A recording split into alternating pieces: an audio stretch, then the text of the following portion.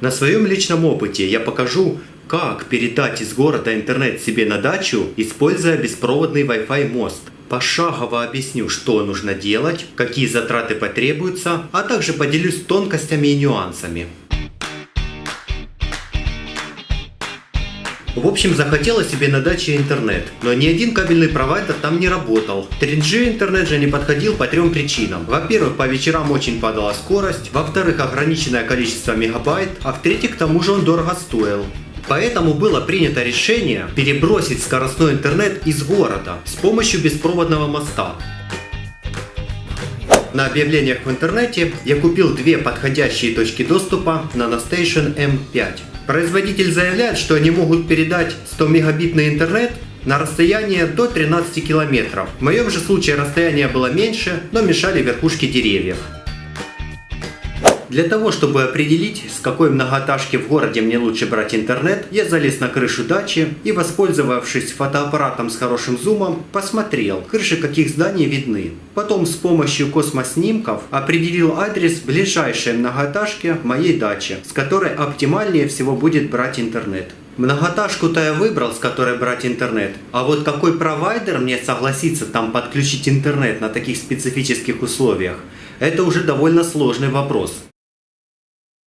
Я позвонил в офисы довольно многих провайдеров, которые обслуживали этот район. Но тетеньки в офисе либо меня не понимали, либо говорили, что они не могут предоставить такую услугу. Здесь весь секрет в том, что не надо звонить в офис, а договариваться нужно с рабочим, который подключает людей к интернету. На улице я увидел, как работник интернет-компании Триолана подключал новых клиентов и спросил у него, сможет ли он подключить к интернету мой NanoStation, чтобы я передал интернет к себе на дачу. Он мне сказал, что нет никаких проблем, и я с ним договорился встретиться возле нужной мне девятиэтажки. Благодаря такому сотрудничеству решилось сразу три проблемы. Во-первых, мне не нужно было думать, как попасть на крышу, так как рабочий сам не открыл туда двери. Во-вторых, он разрешил пользоваться розеткой, которая находилась в ящике провайдера. А розетка мне была нужна, так как мне все равно нужно было бы как-то запитать на NanoStation. И в-третьих, буквально в течение 15 минут активировал новое интернет-подключение, лицевой счет, на который я буду платить за интернет. Я выбрал интересующий меня тариф.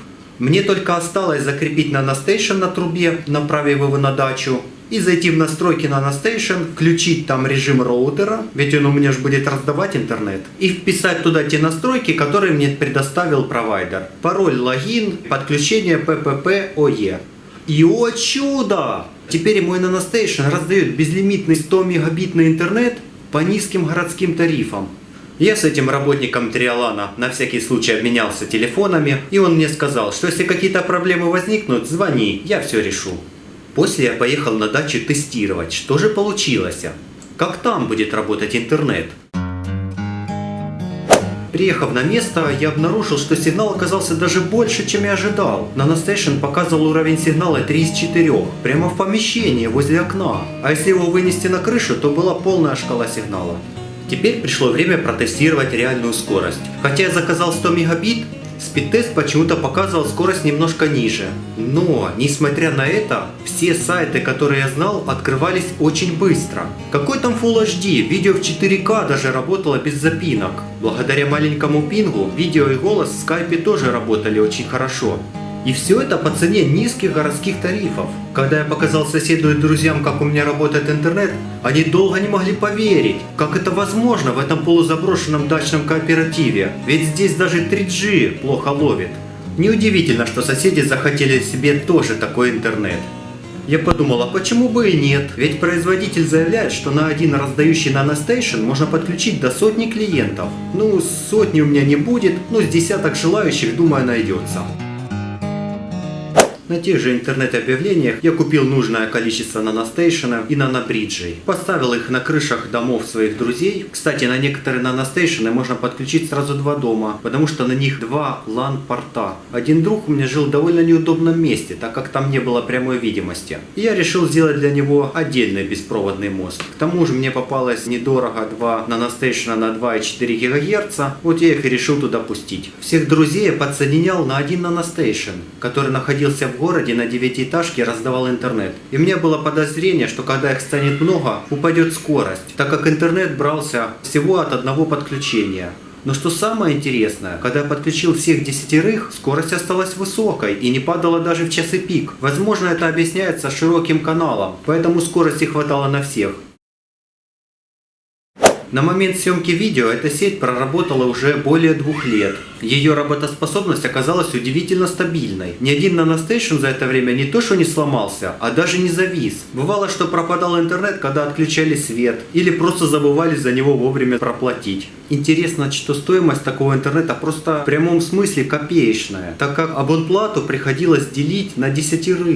Но я опасался не только падения скорости. Были еще опасения, что антенны повредятся в сезон гроз. На форумах часто писали, что их нужно заземлять, ставить грозоотводы. На практике же прошел 1-й сезон гроз, прошел 2-й сезон гроз, и при этом ни одна антенна не была повреждена. Сеть успешно работала.